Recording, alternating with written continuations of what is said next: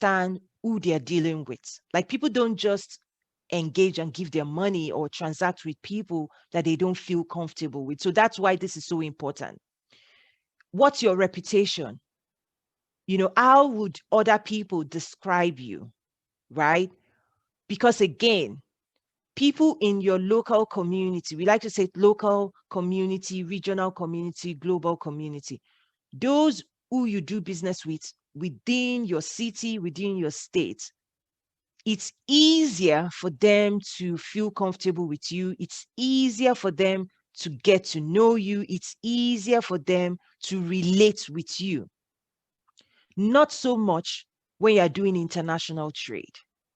That's why you have to be able to work on yourself. Because when you show up to trade conversations, you are being assessed. Because we do business with the people we know and the people we trust. We do business with the people we know and the people we trust. So work hard to build trust. When you make a promise to your client, deliver on your promise. And if you're not able to deliver on that promise, message it ahead of time.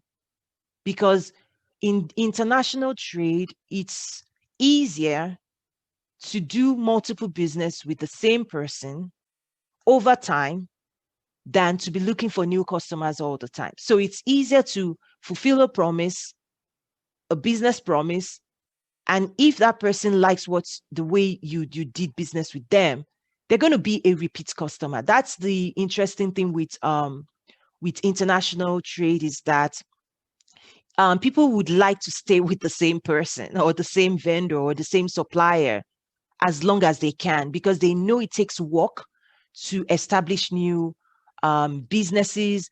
It takes a whole lot of work to start working fresh with a new person. So most people don't want to do that if they don't have to. So they actually like building long-term strategic partnerships in international trade versus, okay, I'm going to this market, I'm going to this person. They don't like that. So they always take time to build relationships. And when they build that relationship, they're looking to sustain that relationship long term. It's also important from a personal development standpoint to make sure we're acquiring competencies for international trade, because there's a level of excellence and a level of professionalism that is required when people engage with you. So it's important to invest and position yourself as a trusted partner, that even if you don't know how to do something today, you're going to commit to be able to explore and learn those new skills. Because international market is always dynamic, it's always shifting, there are always new trade policies. So people have to be adaptable, people have to be current, people have to stay ahead of the engagement. And if you're seen and perceived as somebody always willing to learn, or you're seen as a go-to expert that can bring value to them constantly, then absolutely, people will trust you. You will be their go-to resource. Again, people would rather work with one person than work with different people, because managing relationships, business relationship or multiple ones, it's an hassle, and it creates a lot of more work for people that they would rather not do. It's also important to communicate with clarity. Okay, this again, we're talking about you. What do you have to work on for yourself? Personal development to be successful in building a globally relevant brand. You have to communicate with clarity.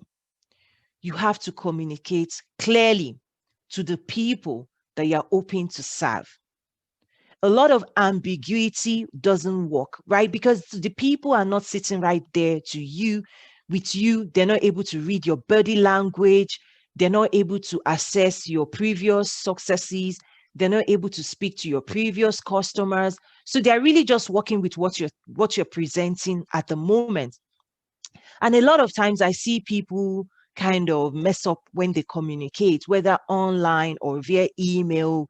It's not professional. It doesn't carry the level of detail that is needed for people to understand.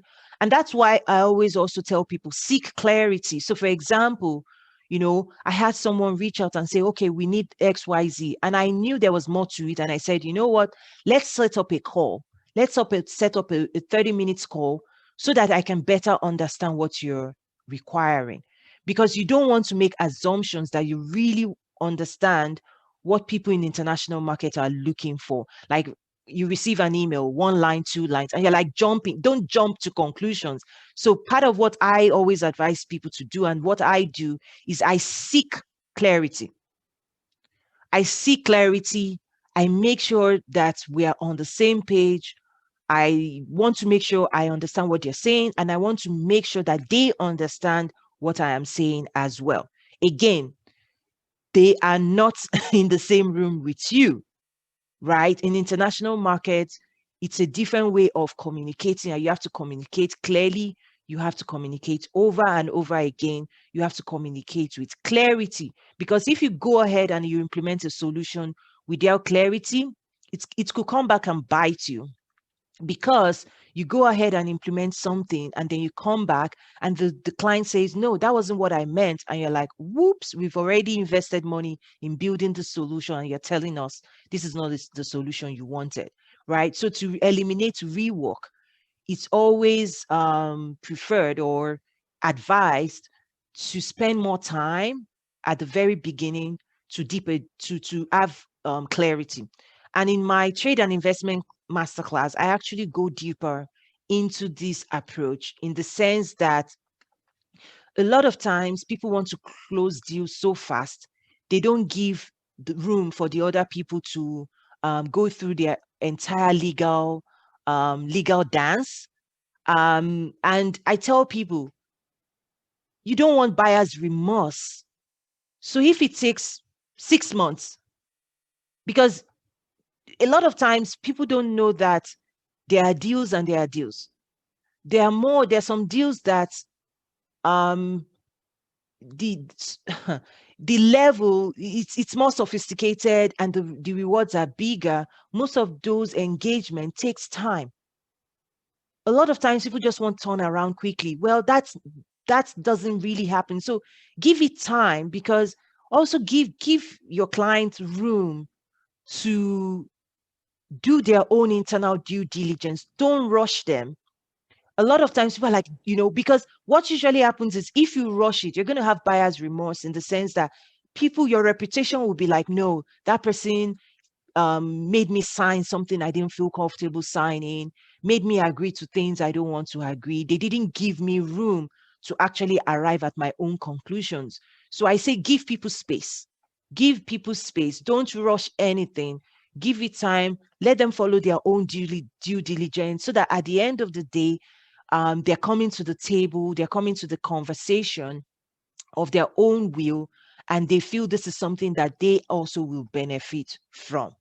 That's the way. Because if you don't do that, even if you get this um you know contract signed and you're happy, your long-term reputation could be destroyed, because they're going to pass it on to other people and say, no, I did not enjoy working with that person. So just watch out for that as well. It's important to think global, because